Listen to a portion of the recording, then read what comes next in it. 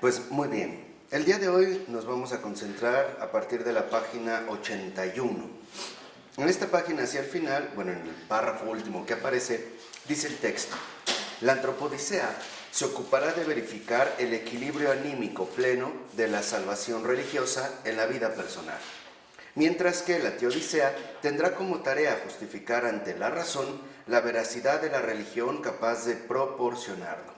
Por ello es que la teodicea entonces será concebida por Florensky como el camino racional por el que el hombre llega al reconocimiento del carácter salvador de la religión y a la convicción de que Dios, al que se le atribuye la santidad, es realmente santo y digno de ese nombre. Entonces, podríamos decir, en este caso, ¿qué entiende Pavel Florensky por teodicea, o en qué consistirá precisamente su trabajo al respecto? En llevar a cabo la justificación racional de Dios en su santidad. Y esto ya, digamos, apunta a un factor bastante importante. Primero, por lo regular, nosotros, a partir del auge del racionalismo, que empieza a generarse ya desde el siglo XVI, tendemos a considerar, o se tendía a considerar ya la teología como una labor enteramente racional, o sea, como un trabajo racionalmente humano. Y por lo tanto dependería del hombre, en este sentido, el ir cada vez descubriendo la realidad misma de Dios. En cambio, Florensky va a romper, digamos, con esta subjetividad y va a decir que lo único que nos puede llevar a la concepción profunda de la teodicea es la santidad misma de Dios, o sea, partir de una realidad en este sentido objetivo. ¿Y esto qué significa? Que entonces para Florensky la teodicea, en general la teología, no es precisamente un mero trabajo intelectual del hombre, sino que tiene que ver con la experiencia de Dios en el ámbito de la razón. Y esto es muy importante. ¿Por qué? Porque el reconocer la experiencia de Dios en el ámbito de la razón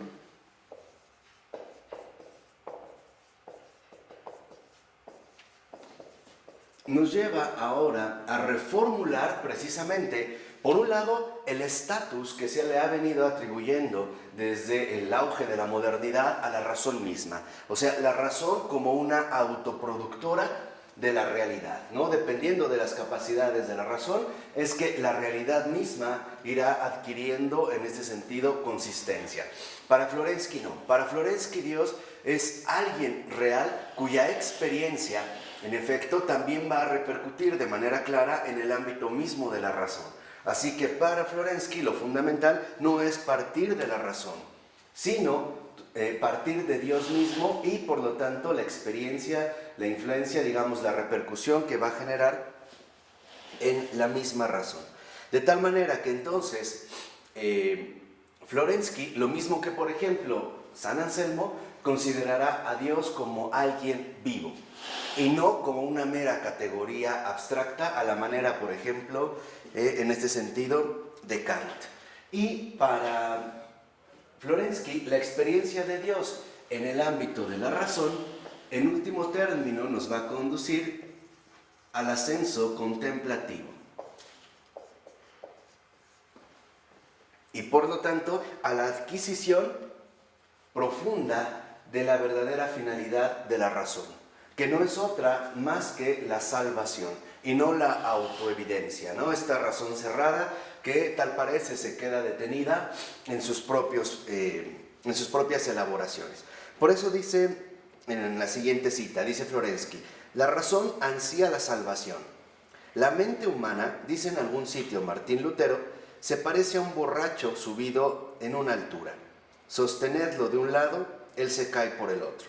Tal es la expresión imaginativa de la antinomicidad de la razón. Disgregándose en antinomias y estando muerta en su ser según el entendimiento, la razón busca el principio de la vida y de la firmeza. La salvación en la esfera teórica es pensada ante todo como estabilidad de la mente, es decir, precisamente como respuesta a la cuestión: ¿cómo es posible la razón? Y si la religión promete esta estabilidad, entonces la tarea de la teodicea es mostrar que realmente esta estabilidad puede ser dada. ¿Y cómo precisamente? Entonces, este ascenso contemplativo consiste precisamente en alcanzar la estabilidad racional.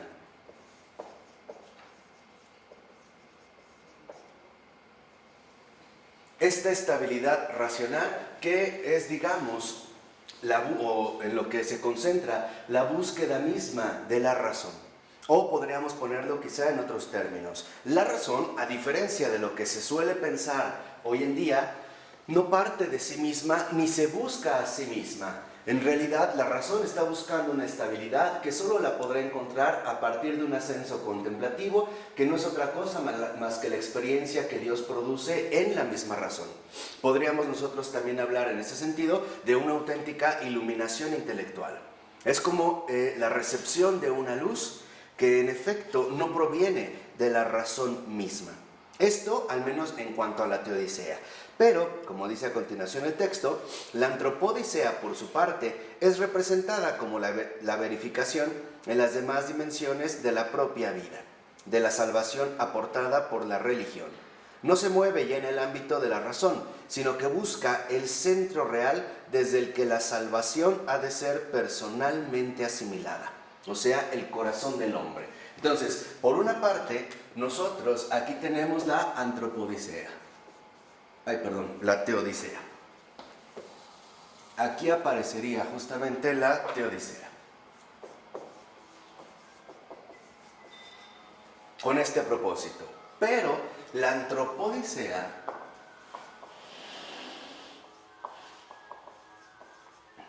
por su parte, también ahora nos va a exponer, o precisamente va a tratar de ir abordando la manera en la cual esta salvación se asume personalmente en la vida misma del hombre. O sea, de qué manera la salvación repercute en todas las dimensiones de la vida. Entonces, la estabilidad racional, en este sentido, ¿qué es lo que va a indagar? La teodicea tiene que ver con la salvación. Y la antropodicea, o sea, la experiencia de Dios. Esa es la salvación. La antropodicea también parte de la salvación. Pero esta salvación ahora ya no se dirige estrictamente a la dimensión racional del ser humano, sino a todas las dimensiones de la vida. O podríamos decir de manera más específica, todas las demás dimensiones de la vida.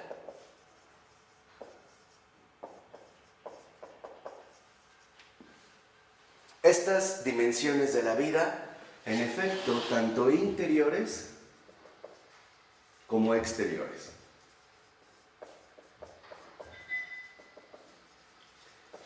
Podríamos decir entonces que lo que Florensky en efecto está llevando a cabo es describirnos y explicarnos de qué manera la salvación, o sea, la experiencia de Dios, repercute tanto en la razón como en todas las demás dimensiones de la vida del hombre. O sea, podríamos decir que en este sentido, para Florensky, lo fundamental es también integrar las dos dimensiones básicas de todo ser humano.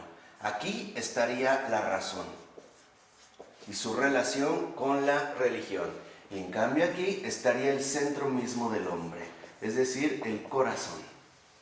O como también a veces se ha solido establecer, captar la relación profunda que establece la salvación con respecto a la razón y a la fe, al ámbito teórico y al ámbito práctico. Entonces, la razón como el ámbito teórico del ser humano y el corazón como su ámbito práctico. Todas las otras dimensiones de la vida humana que no necesariamente están vinculadas de manera directa a la racionalidad. Por ejemplo, a la cuestión de las emociones, de la afectividad en general, nuestras decisiones que tomamos al realizar nuestra vida en el mundo, etcétera, etcétera, etcétera. Entonces tendríamos lo teórico y lo práctico abordado precisamente a partir de la teodicea y la antropodicea. Entonces no se trata de dos proyectos separados, sino de dos, digamos, investigaciones que buscan profundizar e indagar a fondo en cada una de estas dimensiones precisamente de la misma existencia. Por eso, para Florensky, lo fundamental es captar la razón o la experiencia de Dios en la razón a través del dogma.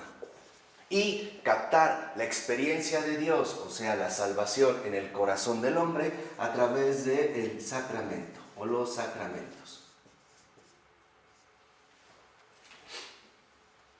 Aquí entonces vemos en efecto cómo Florensky está desarrollando en este sentido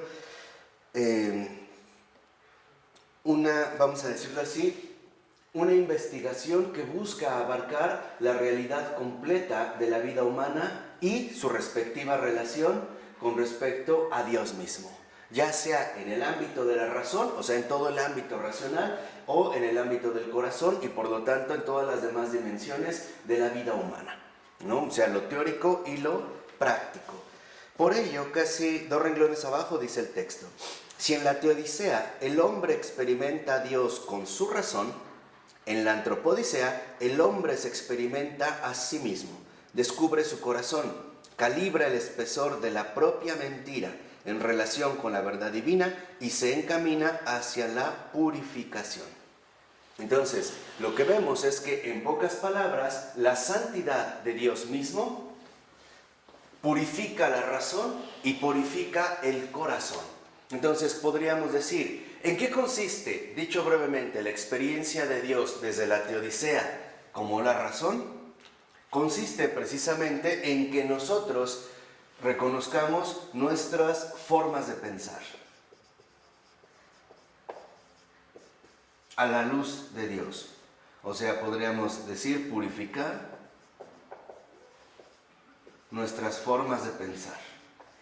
Y en cambio, en el corazón, se trata de purificar nuestros modos de vivir.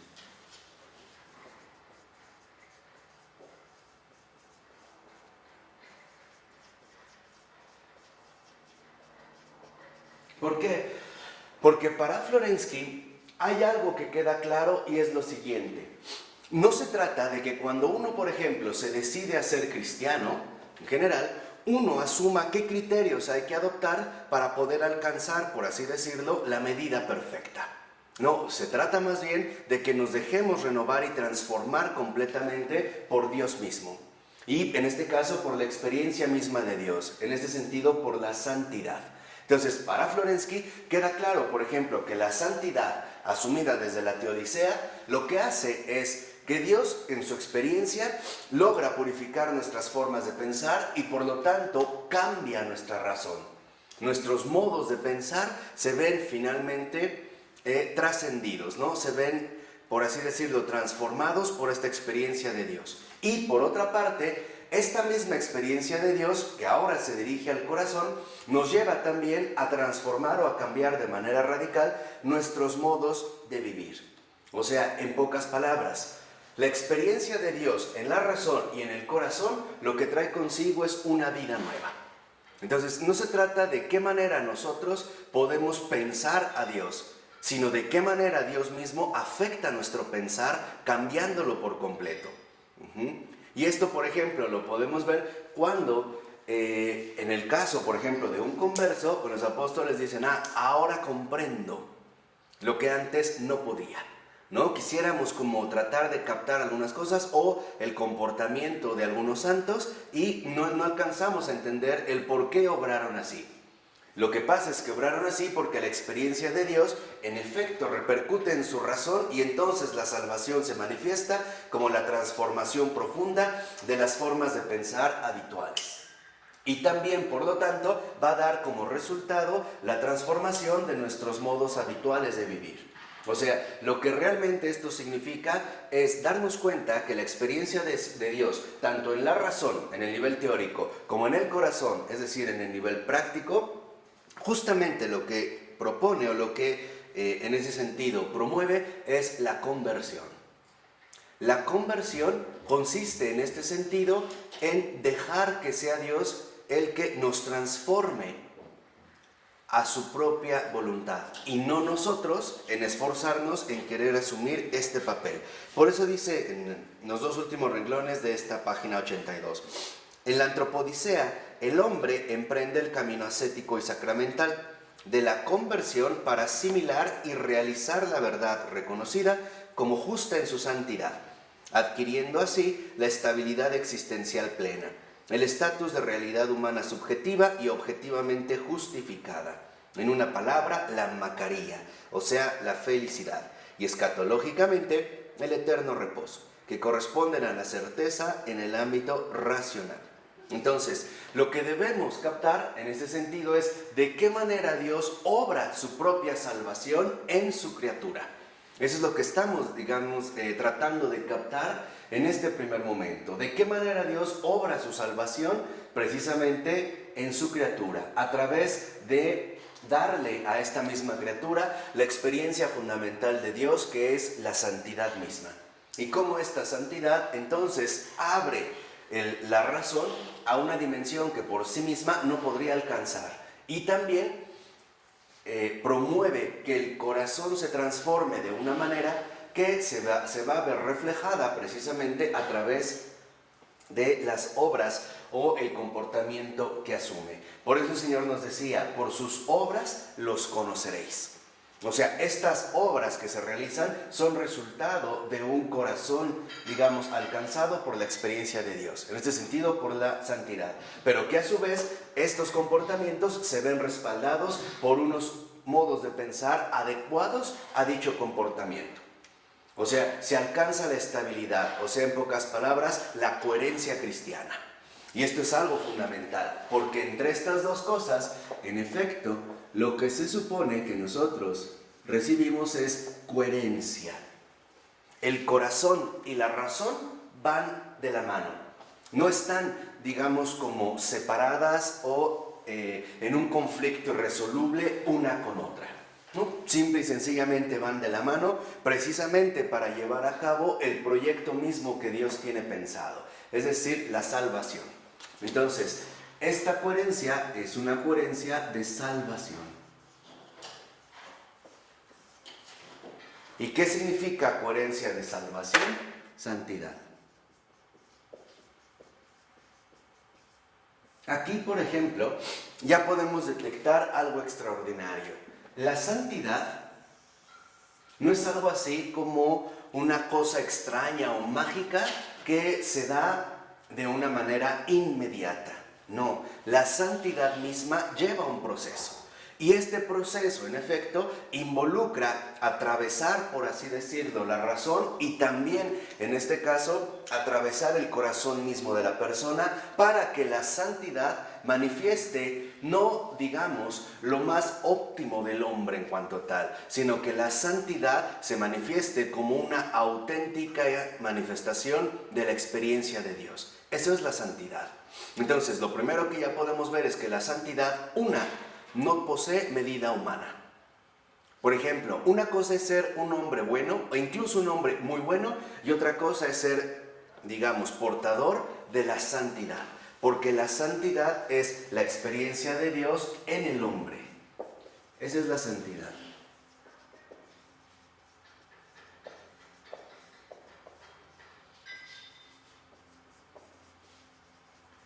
Y en el mundo. ¿Por qué en el mundo? Porque el hombre está inmerso en un contexto general que en efecto lo vincula de manera directa tanto con las demás personas como con las demás cosas. O sea, a lo mejor por ponernos un poquito más filosóficos, el algo y el alguien siempre están en relación, las cosas y las personas, con un hombre. Entonces, cuando un hombre realmente recibe la experiencia de Dios, es decir, la santidad, asimismo esta experiencia de Dios se verá, ¿no?, como extendida o compartida con todo aquello que a este hombre le rodea. Por eso, aquí ya para ir avanzando en esta experiencia de Dios en el hombre y en el mundo, o sea, la santidad, o sea, coherencia de salvación, ¿qué quiere decir? Equilibrio o estabilidad de la razón y también, por lo tanto, equilibrio o estabilidad del comportamiento. Florensky va a relatar que se trata de una dinámica. Es importante captar que este recorrido es un recorrido dinámico y que en esta dinámica se trata tanto de un ascenso como de un descenso, ¿no? Entonces, esta experiencia de Dios, esta santidad, esta coherencia de salvación no es un acto mágico, sino que lleva, en pocas palabras, un determinado proceso. Y este proceso no es otra cosa más que la dinámica misma de santificación que Dios mismo lleva a cabo en el hombre. Entonces dice en la 83, en la primera cita: el primer camino la justificación de Dios o teodicea no es posible más que por la fuerza de la gracia de Dios. Y el segundo camino, el camino de la justificación del hombre o antropodicea, no es posible tampoco más que por la fuerza divina. Porque creemos en Dios y vivimos en Dios solo por Dios, no por nosotros mismos. Por eso podríamos considerar el primer camino como la elevación de la gracia en nosotros hasta Dios, y el segundo como el descenso de la gracia a nuestras entrañas. Tanto la teodicea en cuanto odos aon, o sea, en cuanto elevación de nosotros hasta Dios, como la antropodicea, como oos kató, en cuanto descenso de Dios hasta nosotros, son realizadas en el corazón humano gracias a la energía divina. Entonces podríamos decir, esta dinámica, esta experiencia de Dios en el hombre y en el mundo, en efecto asume la dinámica de la gracia. Aquí nosotros encontramos esta dinámica de la gracia y por lo tanto vemos cómo en esta misma dinámica, en el primer momento de la teodicea, lo que ocurre es que en efecto nuestra razón es elevada a Dios. Nosotros somos elevados a Dios. ¿Qué quiere decir? Que pasamos del simple pensar al contemplar. ¿Qué es contemplar? La contemplación es percibir las cosas a la luz de la verdad. Y por lo tanto, si profundizamos un poquito más en este aspecto que es muy importante, vemos que la contemplación transforma entonces también el modo de comportamiento de la razón. ¿Por qué? Porque la razón por sí misma es ante todo activa, ¿no? La razón busca establecer tanto sus procedimientos como los resultados que pretende alcanzar. En cambio, con la contemplación, la razón alcanza su estabilidad porque se convierte en algo pasivo. La razón ya no actúa, la razón recibe. Y por lo tanto percibe finalmente lo que se le va mostrando. No sé si esto queda claro, que es muy importante. Entonces, aquí lo que vemos es que pasamos de lo activo a lo pasivo. Subimos o pasamos del mero pensar activo al contemplar pasivo. En el contemplar, la razón ya no pone nada propio, por así decirlo. Ya no tiene que esforzarse en establecer sus propias categorías de comprensión. Simple y sencillamente, la razón ahora recibe todo aquello que se le manifiesta a la luz de la verdad. Y por eso es que alcanza su estabilidad. ¿Qué quiere decir? Alcanza el gozo intelectual. ¿En qué consiste el gozo intelectual? El que la razón percibe la realidad de las cosas a la luz de la verdad. En cambio, en el caso de la antropodicea, la dinámica de la gracia es justo al revés. En la dinámica de la gracia, lo que ahora nosotros vemos es, pasamos del contemplar, de donde hemos sido elevados, digamos, en la transfiguración del pensamiento, ahora nos vamos a instalar en la realidad concreta de la actividad humana. Ahora regresamos, una vez que hemos sido elevados a la contemplación, regresamos, por así decirlo, a la tierra, teniendo en cuenta la realidad auténtica del hombre. Entonces, en la antropodicea, nosotros lo que vemos es que somos devueltos del cielo a la tierra. Esta devolución, por así decirlo, a la tierra es justo el modo en el cual nosotros iremos creciendo e iremos purificando cada vez más esta coherencia de salvación. ¿Por qué? Porque la santidad, como la experiencia de Dios en el hombre y en el mundo, en efecto involucra que se desarrolle a partir de todas las relaciones complicadas que se dan precisamente en las relaciones o a través de las relaciones humanas. Por ello, nosotros debemos darnos cuenta cómo es necesario, fundamental, emprender estos dos caminos para captar plenamente la dinámica de la salvación. Entonces, lo que vemos es que, en pocas palabras, lo que aquí se presenta precisamente es la ascensión y la encarnación. O sea, aquí digamos, en la teodicea está la dinámica de la ascensión. En cambio, en la antropodicea destaca la dinámica de la encarnación. La encarnación, que sería el paso de lo divino a lo humano, ¿no?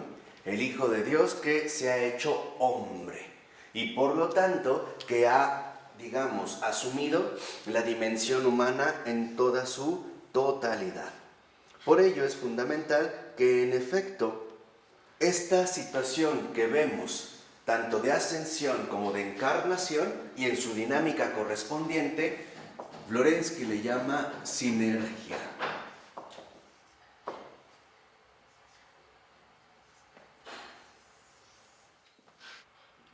Bien, entonces decíamos que en esta dinámica de la gracia, en efecto, Florensky detecta que está presente la sinergia. ¿Qué es la sinergia? Es la colaboración divino-humana. O sea, podríamos decir la comunión de Dios y el hombre. El modo en el que colabora la gracia y el ser humano. Entonces, la sinergia, que sería precisamente esta colaboración divino-humana, está a su vez contenida en la concepción típica de los padres orientales sobre la cooperación del hombre y la gracia divina. Entonces, lo que en efecto encuentra Florensky es que esta sinergia involucra o implica una colaboración divino-humana.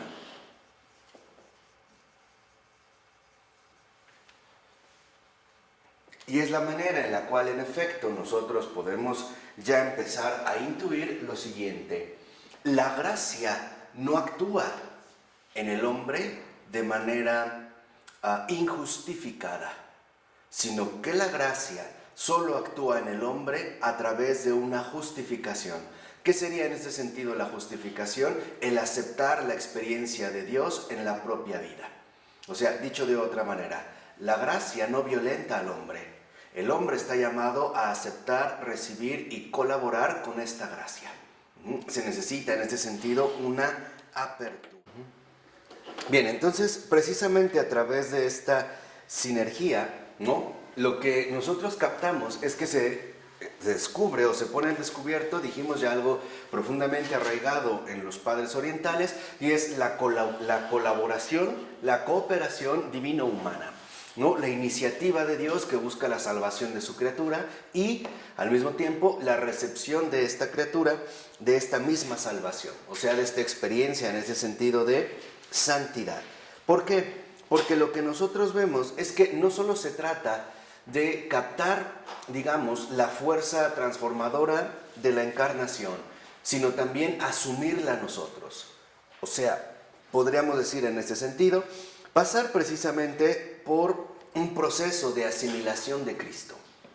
La verdad no solo se conoce, se tiene que asimilar. En ese sentido, podríamos decir, la verdad se tiene que encarnar.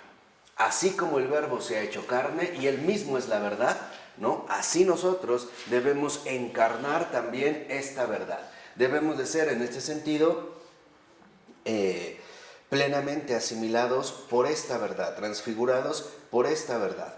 Por ello, en la 84, por ejemplo, en la nota 99, a partir del cuarto renglón, dice la cita. Dice Florensky, no es cierto, Larchet, que es un teólogo. La cesis en la Iglesia Ortodoxa no tiene el sentido reducido que le ha sido otorgado frecuentemente en Occidente, sino que designa aquello que todo cristiano debe llevar a cabo para beneficiarse de un modo efectivo de la salvación aportada por Cristo.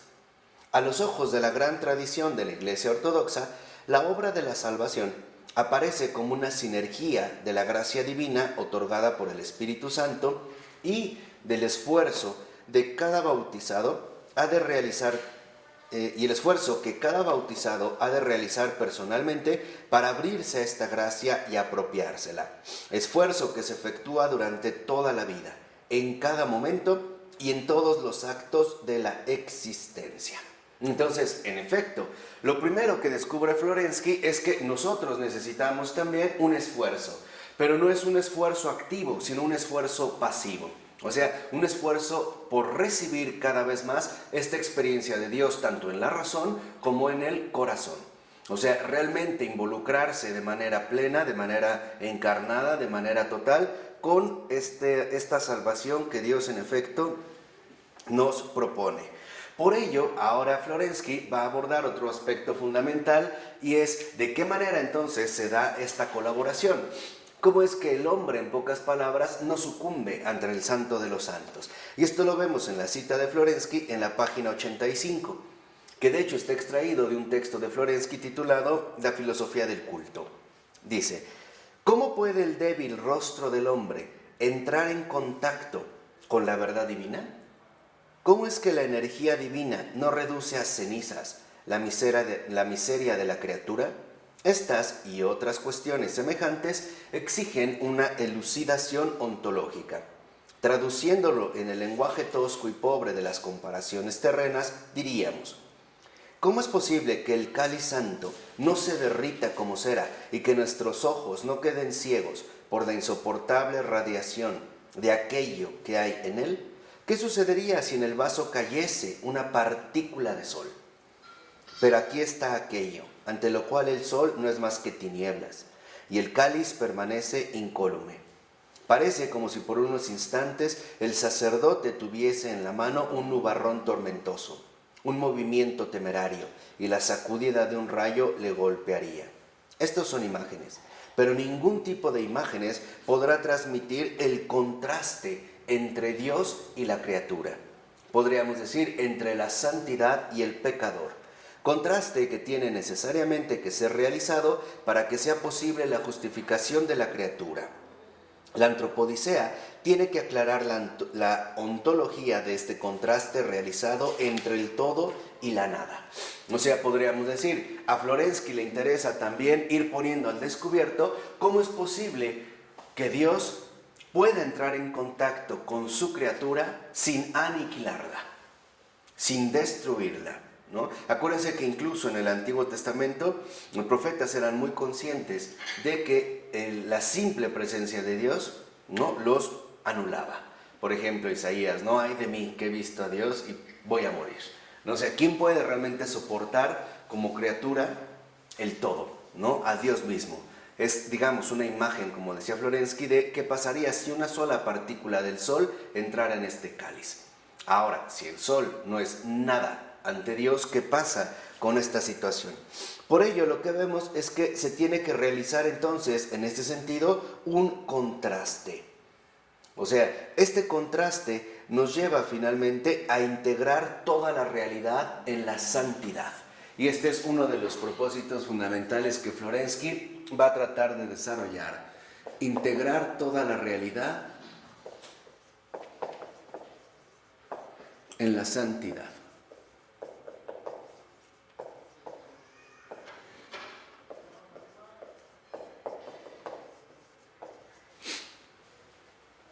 Este sería, digamos, uno de los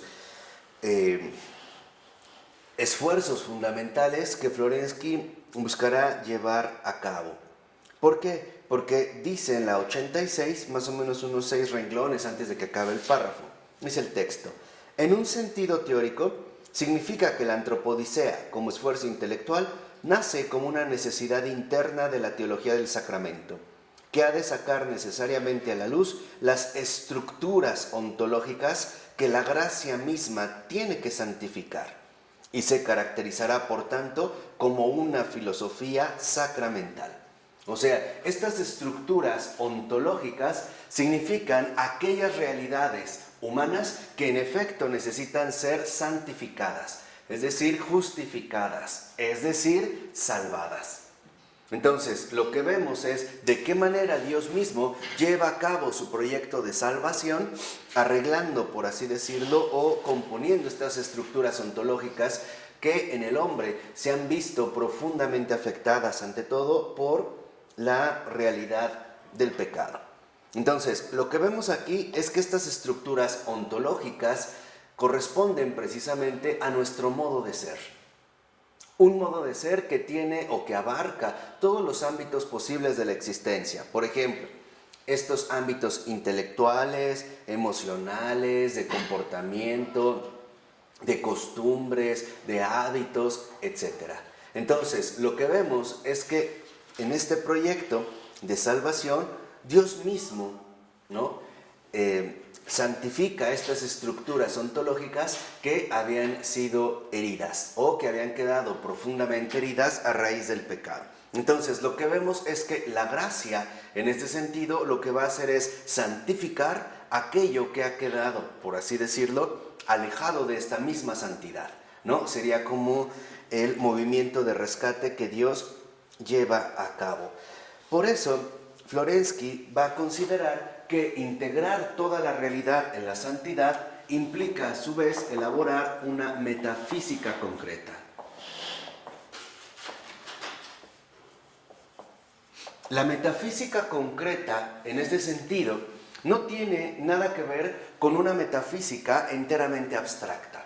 O sea, una metafísica que en último término pareciera quedar limitada a los conceptos abstractos, pero que al parecer no entienden nada de la realidad concreta.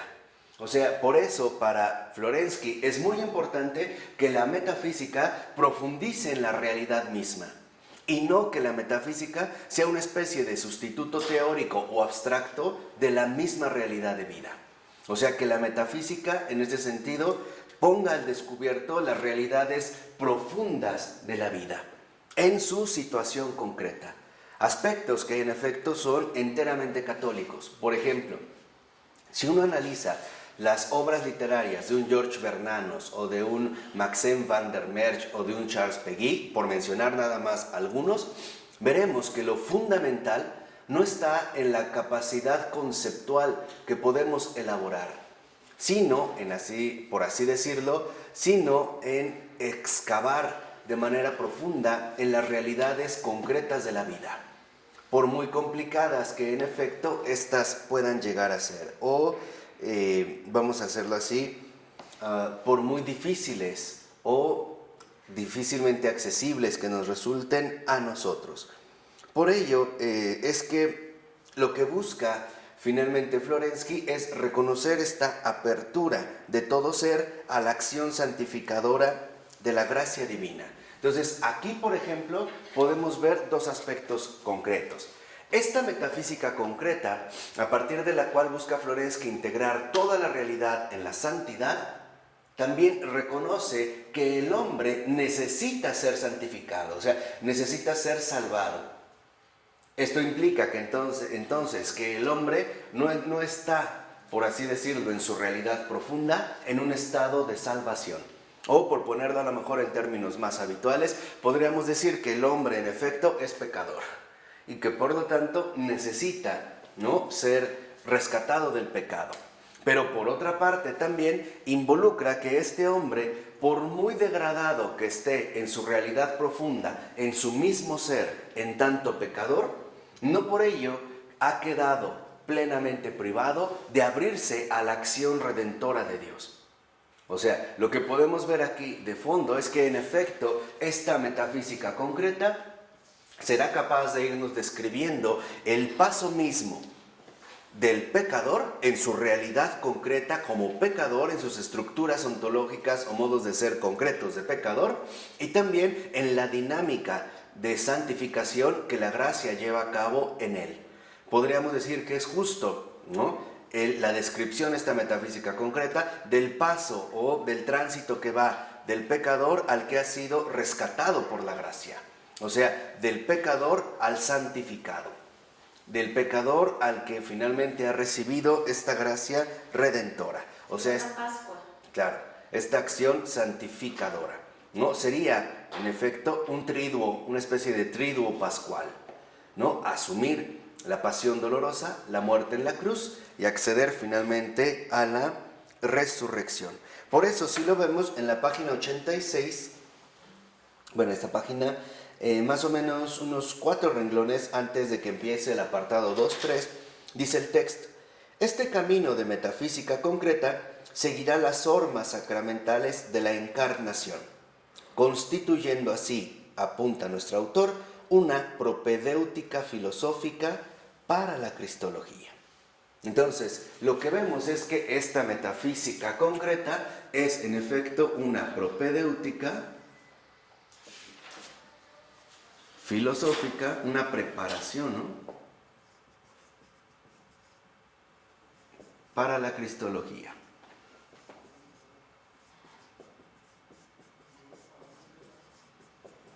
Y aquí valdría la pena hacer esta precisión. ¿Qué está entendiendo Florensky por cristología? No un estudio teórico de Cristo, sino la recepción de Cristo. La cristología es, 1, recepción de Cristo. O sea, 2, encarnación. Esa es cristología. O sea, santificación. Esa es cristología. ¿Por qué? Porque hoy nosotros, en efecto, tal parece que debido a los estándares intelectuales que hemos asumido, sumamente abstractos, cuando, por ejemplo, uno habla de cristología, pensamos en algo así como en un estudio teórico o sistemático acerca de Cristo, pero que en último término no tiene nada que ver con mi vida. Y es esta razón o este aspecto precisamente al que Florensky se va a oponer con gran contundencia. De ahí pues la metafísica concreta. ¿Por qué? Porque el cristianismo no es una teoría solamente, es ante todo una vivencia. El cristianismo es santidad. Y eso es algo en lo que va a insistir de manera continua y de manera bastante frecuente Florensky. Y lo que nos va a explicar en pocas palabras es lo siguiente: si el cristianismo realmente es santidad, ahora debemos entender cómo se lleva a cabo esta dinámica de santificación, o lo que nosotros llamamos en ese sentido la dinámica de la gracia. Esto es fundamental porque yo incluso ya les he comentado en otras ocasiones distintas que hoy en día tal parece que también pecamos de ingenuidad, ¿no? Le hablamos de la gracia, y es que sí, la gracia de Dios sobre ti, pero no entendemos la realidad concreta de esta persona hacia la cual me estoy dirigiendo. Es como pedirle a una persona que se aviente a nadar sin darme cuenta primero que no tiene ni brazos o piernas, o ni brazos ni piernas.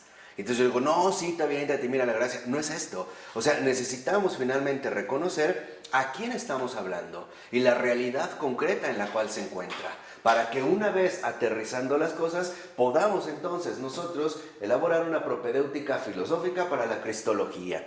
O sea, no queremos un estudio sistemático, teórico, abstracto de Cristo, sino la encarnación misma del Señor, o sea, la recepción de Cristo y por lo tanto la santificación. Por eso también, como nos dijo en su momento el rey de Lubac, la iglesia no es otra cosa más que la familia de los que han sido santificados. Es la iglesia de los santificados. O sea, aquellos que realmente han tomado una decisión, aceptar a Cristo en sus vidas. Esos son los santos, ¿eh? Ya quítense esa idea de que el santo es solo el taumaturgo, de que el santo es el que hace milagros visibles, ostensibles, llamativos, extraordinarios. Esto, como nos dijo la propia Santa Faustina Kowalska, y no me canso de repetir, no son más que adornos. En realidad son las flores. Pero la tierra fértil de la santidad es otra cosa. La verdadera esencia o raíz de la santidad es la aceptación y por lo tanto la recepción de la gracia en mi vida. O sea, el aceptar que Dios me salve. Y esto es lo que queremos, porque santificación en este sentido, a su vez, remite a dos significados muy concretos. Primero, santidad. Pero no solo santidad, sino también salvación. Estos son los santos. O sea, finalmente, ¿no? Aquellos que sí se han tomado en serio el proyecto salvador de Dios mismo y que han aceptado recibir esta misma proyección que Dios tiene planeada realizar en cada uno de los seres humanos. ¿De acuerdo? Aquí vemos entonces ya los aspectos fundamentales en los cuales, en efecto, Florensky va a empezar a trabajar de manera seria. Por ello es que lo que vemos aquí es que Florensky nunca escribió un tratado de cristología, porque Florensky era muy consciente que de lo que en realidad está de por medio no es una discusión intelectual, sino la salvación misma de las almas. Y esto es tan importante que no se puede reducir a la elaboración de un mero tratado teórico, sino que implica una metafísica concreta que nos lleve en este sentido a entender la dinámica misma en la cual se realiza la gracia. Entonces, lo que vemos es que esta metafísica concreta, en este sentido en concreto, relacionado a la santificación en tanto santidad y salvación, tiene que ver con la dinámica de la vida espiritual.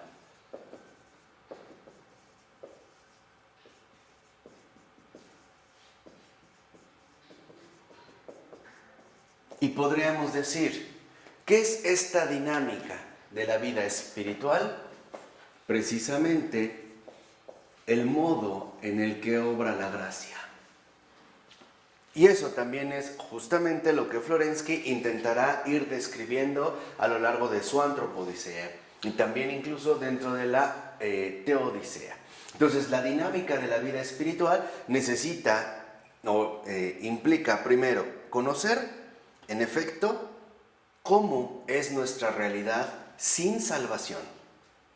O sea, cómo es nuestra realidad privada de este proyecto de salvación, o sea, privada de la santidad.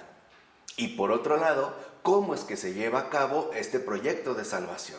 O sea, podríamos decirlo de otra manera. Es importante que en efecto nosotros nos percatemos qué es lo que tiene que ser santificado y cómo es que se santifica. O sea, no solo basta hablar de la santidad, también si la santidad opera, si la gracia opera, es porque hay algo que tiene que ser en ese sentido rescatado. Entonces, lo primero que tenemos que entender es en qué consiste este estado de no salvación. Vamos, que no es otro más que el estado de pecado. Es esto, o sea, el estado de no salvación es el estado de pecado. Una vez teniendo esto claro, ver de qué manera justamente la gracia, o sea, el proyecto de salvación de Dios, se lleva a cabo o se realiza en este sentido en el hombre.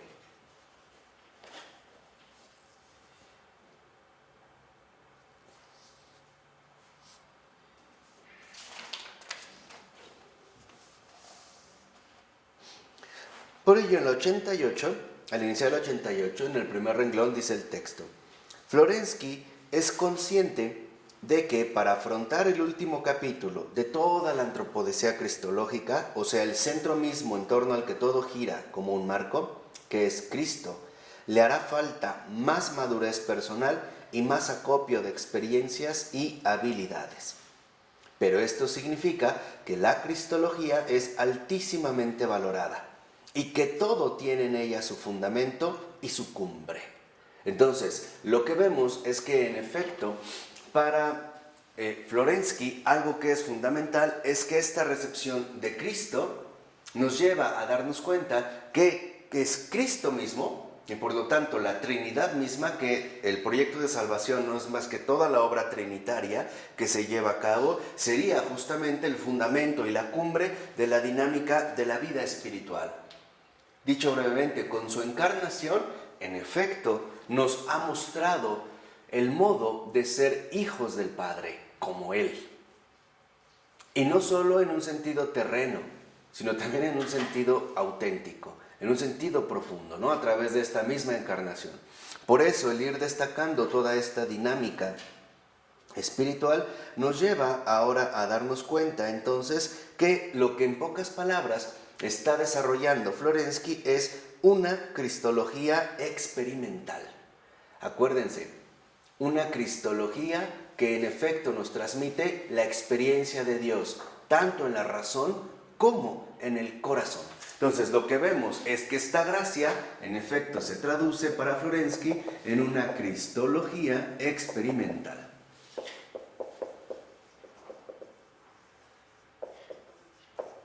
O sea, en un acontecimiento de vida.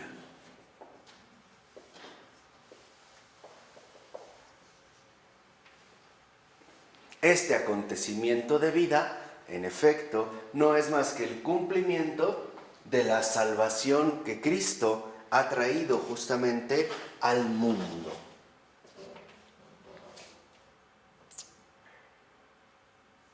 Ahora fíjense, esta cristología experimental, este acontecimiento de vida eterna, por eso lo pongo en este sentido entre paréntesis todavía, esta cristología experimental, este acontecimiento de vida eterna, en efecto irá abarcando cada vez más aspectos fundamentales que no pueden ser dejados de lado.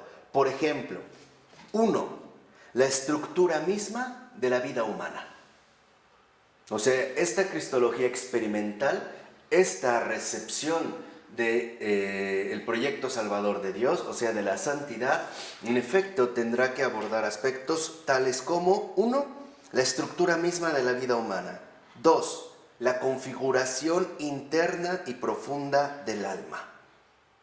Entonces lo que vemos es, primero, detectar la estructura misma de la vida humana. 2. La configuración interna y profunda del alma. 3. Esta experiencia de salvación, de santidad, la cristología experimental, de hecho esto es santidad,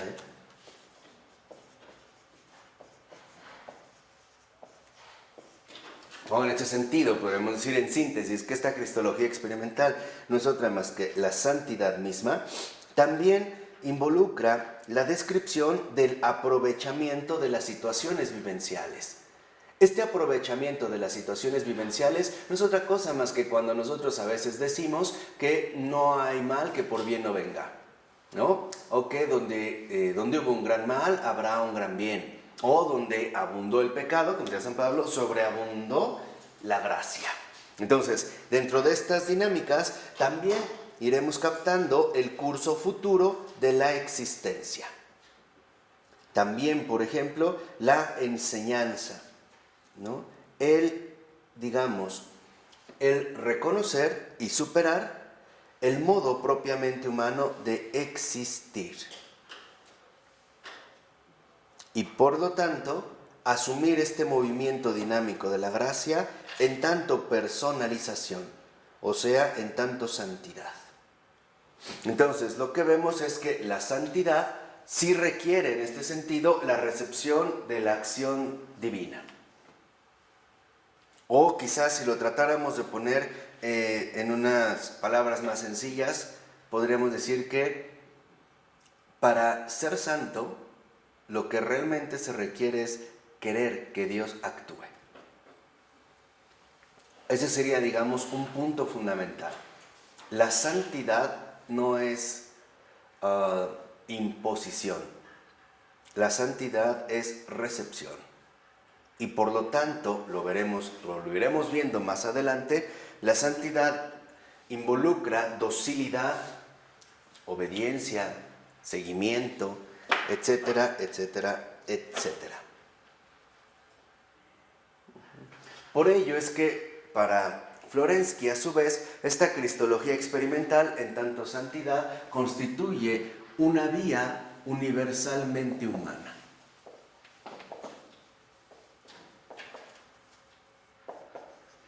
¿Qué significa? Que Florensky también identifica en esta cristología experimental una vía universalmente humana. Significa que Dios puede hacer su proyecto de salvación en cualquier hombre. No importa su condición, su situación, su estado. O sea, para Dios no hay imposibles. Y en este sentido, no significa que cualquier hombre por sus propios esfuerzos puede alcanzar esta santidad. No, significa que Dios puede salvar a todos, sea la situación que sea. Por eso les decía que en efecto, nosotros ya aquí vemos un principio objetivo, o sea, el reconocimiento de Dios como una realidad viva que en efecto salva y rescata a sus criaturas. Por ello, para Florensky es muy importante que nosotros no perdamos de vista, en efecto, esta vía universalmente humana, que no es otra cosa más que la salvación de Dios. Esta es la vía universalmente humana, la salvación de Dios.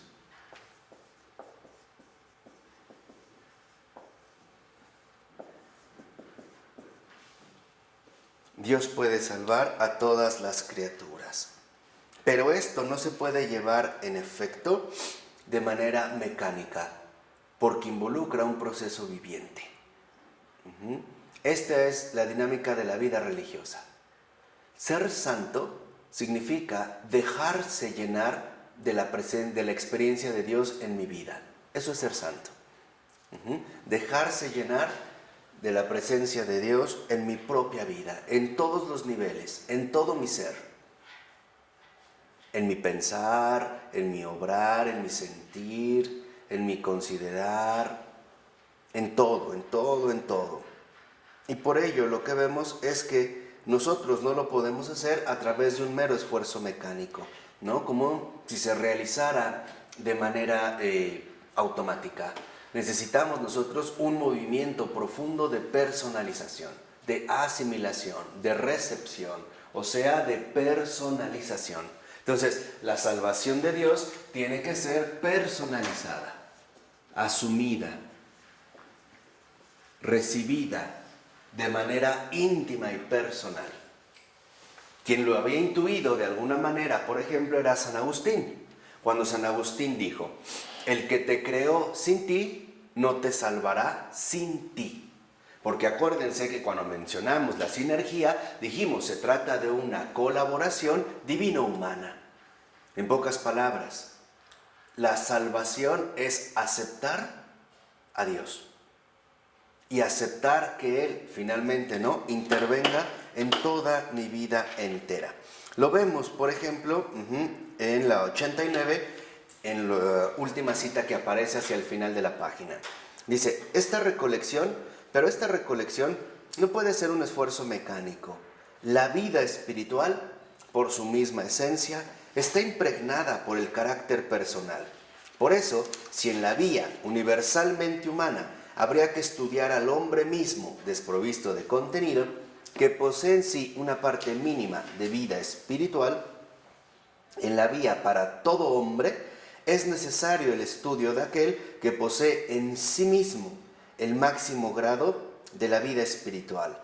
Es el Hijo del Hombre, o fios, ¿no? Ton, antropon, aquel que contiene en sí la humanidad ideal. O sea, esta humanidad ideal que es Jesucristo y que en efecto se manifiesta como persona y ya no solo como un simple hombre. Entonces tenemos una vía universalmente humana, pero aquí la salvación de Dios personalizada significa ya no solo en términos generales o universales, sino que ahora se concretiza en cada hombre en particular. La manera en la que cada uno de nosotros, en efecto, iremos involucrándonos en esta misma dinámica de la gracia.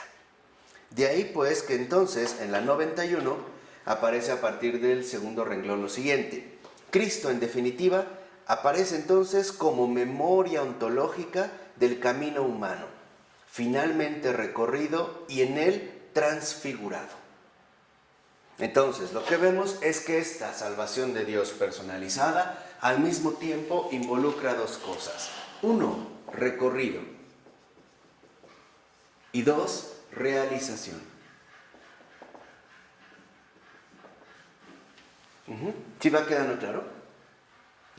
Involucra entonces recorrido, pero también en ese sentido realización. Este recorrido continuo que se dará a lo largo de toda nuestra vida y esta gradual realización donde el terreno ganado jamás vuelve a ser perdido, es lo que nosotros en efecto también llamamos en esta metafísica concreta transfiguración, o sea, santificación. Entonces, al ser personalizada la salvación de Dios, se da este proceso de santificación que iremos adquiriendo a lo largo de toda nuestra existencia. Entonces, lo que vemos es que en realidad la santidad no es algo así como el grado máximo de las posibilidades humanas. No, la santidad más bien es el grado máximo de recepción de Dios en mi vida. Se invierten entonces los criterios. La santidad no aparece algo así como una especie de superioridad moral, ni tampoco algo así como la exhibición de los más altos parámetros del comportamiento humano. No, podríamos incluso tratar de manifestarlo a través de una fórmula bastante sencilla. Menos yo, más él, igual a santidad. Y al revés, menos él, más yo, igual a menos santidad. Así de sencillo. Es necesario que él crezca y que yo venga a menos. ¿Para qué? Para que en efecto este recorrido, realización, se manifieste en nuestras vidas ya personal, de manera personal, la transfiguración.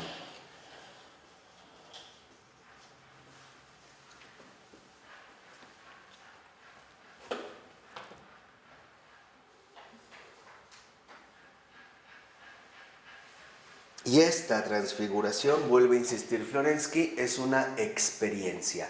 Por eso hablaba de una cristología experimental. Acuérdense, la santidad entonces ya aparece como la experiencia de Dios en mi vida. Y esto es algo que en efecto se había pasado como desapercibido de muchas maneras.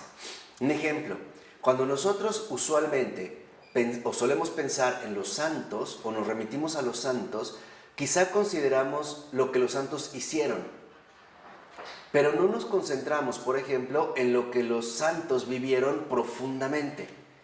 Y lo que vivieron todo santo es la misma dinámica de personalización, o sea, la anulación de su yo a favor de él. No yo, sino él. Esa es la experiencia profunda de todo santo. De tal manera que entonces ahora nuestra atención debe de ser reenfocada hacia el núcleo central de la cuestión. No pensemos en los santos como en los que hicieron milagros. Pensemos más bien en los santos como aquellos que se decidieron a recibir a Dios en su vida.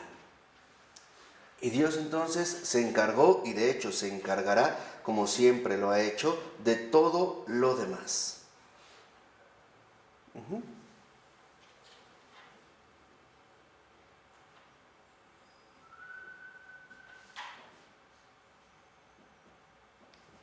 Por eso lo que busca Florensky es transmitirnos o describirnos esta experiencia fundamental de santificación, de conversión, de cristianismo, por ponerlo en una sola palabra, a través justamente tanto de la antropodicea como de la teodicea. Y darnos cuenta entonces que nosotros nos vamos moldeando, se dice, ¿no? Nos vamos moldeando precisamente a Cristo. ¿Por qué? Porque Cristo es el molde. Cristo es el molde en el cual nosotros vamos adquiriendo forma y figura. Somos moldeados precisamente en Cristo. Todo nuestro ser adquiere la forma de Cristo. ¿Tener la semejanza? Sí, claro. Y por lo tanto, ¿no?, recuperar la semejanza divina. ¿Por qué? Porque Él no solo es hombre, también es Dios. Entonces nos va, por así decirlo, moldeando hasta reflejar en último término el rostro de Cristo. Y esto es algo muy cierto, Ojo, el santo no refleja lo humano, el santo refleja a Dios mismo, refleja el rostro de Dios y por lo tanto el rostro de Cristo. Entonces lo que vemos es que en este movimiento de personalización, la transfiguración da como resultado el rostro de Cristo. El santo entonces no se refleja a sí mismo, ni tampoco refleja o expresa lo meramente humano.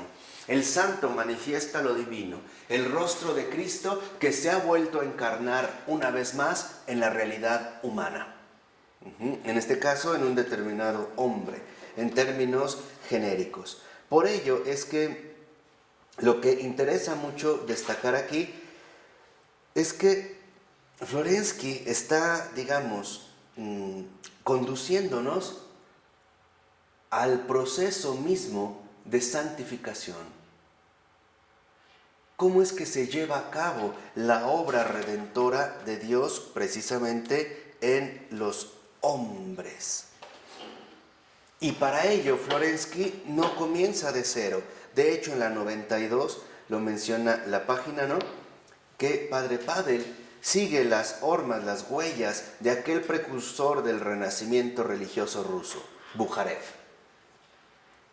cuyas cartas editó e introdujo él mismo.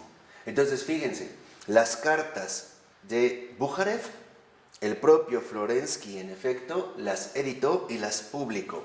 ¿Por qué? Fíjense, porque este sufrido profeta, Bujarev, héroe y mártir de los intelectuales buscadores de Dios, que siempre mantuvo, como el mismo Florensky, una pureza infantil, escuchen, abandonó el monacato para vivir una vida laical en el matrimonio y en el mundo, considerando su dolorosa y escandalosa decisión como un gesto profético con el que indicaba a la Iglesia rusa el camino misional hacia una mundanidad que había que impregnar en todos sus ámbitos con la luz del reino de Dios. Es la visión de una nueva e inédita para el Oriente secularidad basada en el sacerdocio real de los cristianos. Dicho de otra manera, este gesto profético de Bujarev para Florensky, en efecto, era muy luminoso, porque nos invitaba a reconocer que la acción salvadora de Dios, o sea, la experiencia de Dios, o sea, la santidad, no solo se da en ciertos ámbitos ya establecidos, por ejemplo, a través de una vida consagrada o a través de, en este caso, el monacato, ¿no? Como la forma religiosa a lo mejor más radical para poder seguir los caminos de Dios, sino que incluso esta renuncia al monacato para asumir una vida laical y también en ese sentido, ¿no?, desarrollar esta misión en el matrimonio, involucraba que este rostro de Cristo no se limita solo a ciertas condiciones, sino que puede darse en último término en cualquier caso. ¿Por qué? Porque ahora lo que vemos es que en efecto este gesto profético de Bujarev y que el propio Florensky entendió muy bien, consiste en que nos demos cuenta que la santidad es la vida en Cristo en el interior del mundo. O sea, como le llama Bujarev, en la ciudad secularizada. Y esto es fundamental. El rostro de Cristo no se limita a ciertas situaciones especiales o a ciertas condiciones ya establecidas, como puede ser una vida conventual o una cuestión meramente reducida a un monasterio. En realidad, lo que vemos es que esta dinámica, ¿no?, esta transfiguración, esta experiencia de Dios, desemboca en una espiritualidad de la vida en Cristo en el interior del mundo. O sea, el darnos cuenta que no necesitamos atravesar, vuelvo a repetir, determinadas condiciones para poder acceder a esta experiencia. Lo vemos en la 92 a partir en el último segundo renglón. Dice, por esta razón, Padre Pavel no se encontrará en condiciones de afrontar una reflexión cristológica así entendida hasta no haber sido iniciado en la última etapa del misterio, es decir, en la praxis. Entonces, la cristología florenciana no la podremos buscar seguramente desarrollada en sus escritos, por cuanto la teodicea y la antropodicea en toda su amplitud no son sino una propedéutica hacia Cristo. Entonces, aquí vale la pena destacar este aspecto fundamental. Primera, Florensky no escribe lo que piensa, narra lo que vive. Y esto es algo fundamental. Porque también podemos incurrir, por ejemplo, en la tentación de darle vía libre a la sutileza de los pensamientos, ¿no?, a los malabarismos mentales, por así decirlo, como un Pedro Abelardo que en su momento fuera puesto en su lugar por San Bernardo, ¿no? El hecho de buscar más, por ejemplo, la novedad que la verdad. E incluso la arrogancia de sacar pensamientos insólitos e inéditos que nadie más había tenido la capacidad de expresar o de desarrollar. Entonces, es muy importante darnos cuenta que Florensky en realidad no escribe lo que piensa, narra lo que vive. Y esta narración involucra que entonces lo único que se va haciendo es poner en evidencia, una evidencia escrita testimonial, poner en evidencia lo que el Señor ha estado realizando en la propia vida. Y aquí es donde radica finalmente la fuerza viva del testimonio, o sea, la contundencia de esta transfiguración, la experiencia de Dios en la propia vida, experiencia de salvación, experiencia de santidad. De igual manera que como un gran John Henry Newman lo experimentara y llegara a afirmar, ser santo y ser salvo es lo mismo. Entonces, no solo nosotros debemos de aprender a conjugar la complejidad de lo real, sino que debemos también empezar ya nuevamente a identificar santidad y salvación. Experimentar la santidad es lo mismo que experimentar la salvación, por una simple razón, porque Cristo es la salvación hecha carne y es el santo encarnado. En otras palabras, experimentar la santidad y experimentar la salvación es la experiencia de Dios. En pocas palabras, la experiencia cristiana más genuina y auténtica. Y es esta experiencia la que hoy en día debemos retomar nuevamente. Es esto lo que se nos pide, ser cristianos, experimentadores de salvación, salvarnos de nosotros mismos, experimentadores de la santidad, experimentadores de Dios. ¿De acuerdo? Vamos a dejarle hasta aquí. En nombre del Padre, del Hijo y del Espíritu Santo.